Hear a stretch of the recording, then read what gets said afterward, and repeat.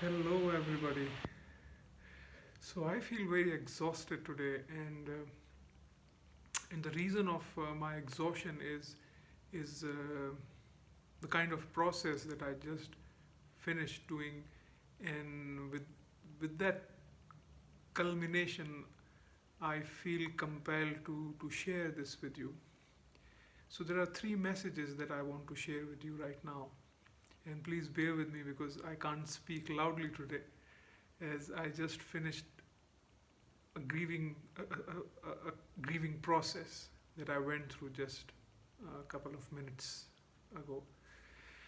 So first message that I feel um, that there is certain kind of grief in the air or in the collective right now, which is everybody is sort of going through that grieving process, whether they are aware of it or not, whether they are feeling that grief or not.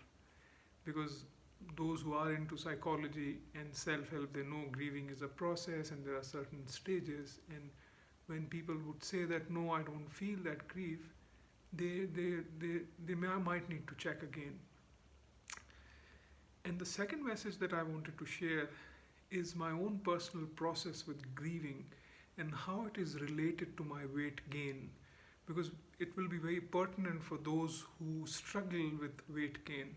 And also my third message, which is related to illnesses and emotional health, and how most of the illnesses, including cancers, are basically physical manifestation of emotional problems that they carry, that they might not know that they carry. So these are the three things I want to talk about.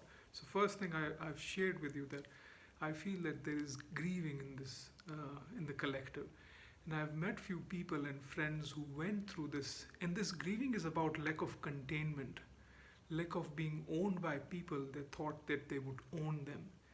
And mostly in our childhood, our caregivers are the people who owned us, who sort of say that you are us and we are you. So that kind of an experience people lack, and that's why this grieving is all about the lack of connection and lack of support that they cannot experience or they couldn't experience in the past. So now let's come to the next message, the second message. So, so my personal process, and I'm trying to be very vulnerable in front of you. So I did this shadow work process, and so how did it started? So I was feeling this physical manifestation in my body, and I was having this headache and this pain around my neck, and then and I was alerted that there's something that needs to be addressed, or there's a message within me that wants to be delivered through this pain. And as I went into this pain by dropping in my body, so what I did that I figured out where this pain is located, and then I went to, because there were different kind of symptoms that I was experiencing. So my neck was heavy, my shoulders were getting quite heavy, and then I was feeling something in my chest. Then I realized that the basic point of this pain resides within my heart. There was a realization. So when you start doing this shadow work process or inner child work, as people say, that you find that particular location where you feel that's the center point of pain or anything that is bothering you. So it started with that. And with that, I sat with this feeling, with this. So I provided this unconditional presence of mind to that particular pain body, as Eckhart Tolle would say. And I tried to be without any judgment, without being critical of, without questioning myself. And suddenly I started to cry. And with this cry, I felt a different personality within me. And as if, you are a 3 or 4 year old child, and I feel the same way. And I was crying, and I was, the content of that crying was that, I lack support, I don't have connection. And this grieving is kind of not new for me. As if my soul is grieving sometimes, and according to my reading and my studies, I found that sometimes people come with this soul contract that they would be in a space where they would grieve so that um, they can experience the contrast. So what would be the contrast for grieving? It might be joy or something else. So let's come to the process. So I was crying, and then I allowed myself to of grieve for over the losses of connection and support that I couldn't experience in my childhood. And then there's sudden realization that I was not contained by people, that I felt that they will own me. And after that realization, I started to ponder upon that, there's a part of me, there's a part which wants to protect me from grieving, is heavily invested in stuffing things, and it wants to seek comfort to cope with grieving. And with that process, I found out that I in my teens, all my teens, I was a binge eater, and I used to eat very fatty foods and sugary stuff, and I used to stuff things up within me. And I realized that stuffing was about creating that comfort to cover my grief, because I needed connection, I needed support. I couldn't find it. So what the mind does, mind then switches into different things and try to compensate for the same through other means. So I know that I knew, and I know that there's a part of me which seeks comfort. And this comfort is all about stuffing things up. So I feel covered. I feel connected with something. So there was a sudden realization from that pain body, and it sort of, when you do this process very intensely and honestly, then it provides you that sort of information. So what I found out that I'm coping with my weight through my weight so that I can have comfort and comfort from this grief. So that link was visible to me today through that process, through that shadow work, through that inner child work. So in a nutshell, what I'm saying that in a summary, that in order to avoid grief, I was seeking, or I am seeking comfort.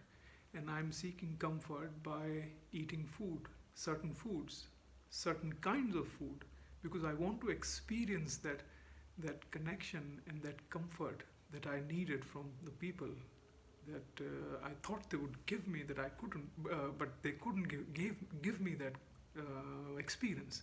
So now I'm seeking comfort through food. And even my diet is not bad. I'm almost vegetarian, and my diet is almost clean.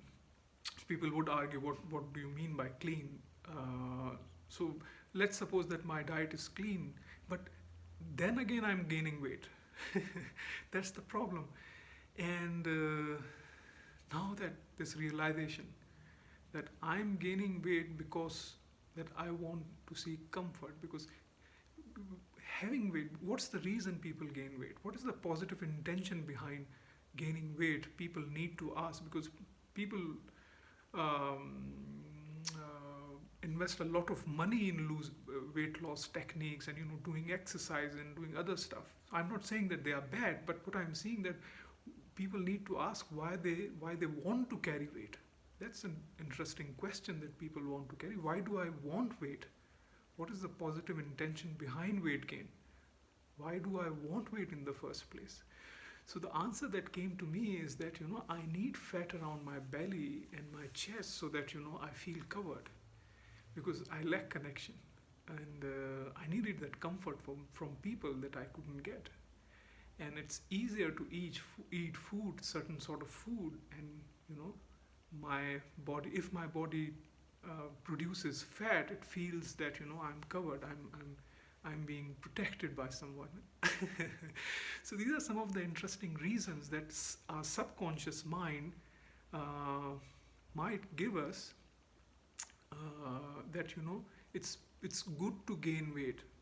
Even if your diet is good, but if you are gaining weight, then there's a certain shadow reason that you might be resorting to in order to compensate from the primary need that you couldn't meet. So for me, it was connection and feeling contained by people, feeling safe, feeling owned by people. So now I see that I'm compensating it with gaining weight and eating food, certain food, and seeking comfort. So now how do I change this pattern? So it seems that if I so the changing pattern doesn't mean that changing the part of you which feels that way. It's like, to give an example, that now how would I seek comfort in a different way? So now I'm engaging myself into bringing people in my life so that I feel connected, I feel owned by them, I feel contained by them. And bringing people will give me that feeling of comfort that I'm actually looking for. So I don't have to substitute comfort through eating those foods that doesn't serve me. Yeah. And you need to also explore what is your relationship with food. Because if your relationship with food is like that, food you will make me fat, then whatever you will eat will not be able to make you leaner. So those who are into weight loss, they need to ask this question that I asked earlier, that why do I want to keep weight in the first place? Why do I need that weight?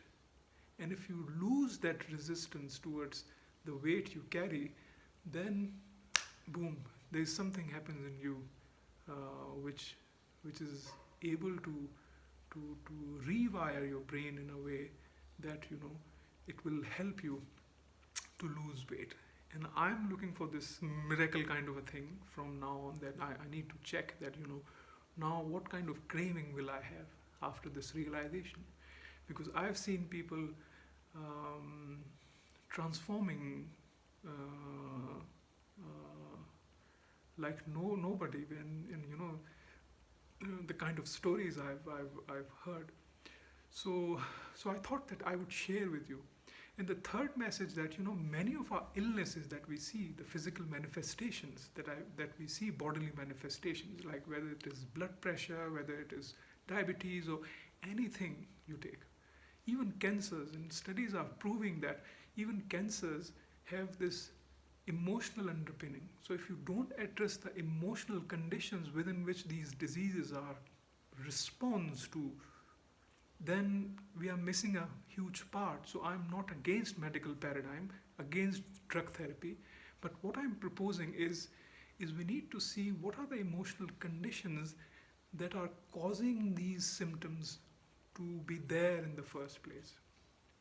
So I would like to invite you to this inquiry and ask yourself, if you are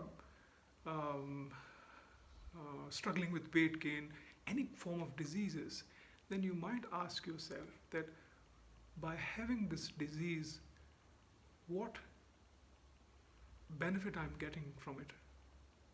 What disease is, so what kind of, if this disease is there, what is it compensating for? And why do I am keeping this disease within me? Why do I want to have this disease in the first place? And then you will be surprised with the answer that will come to you.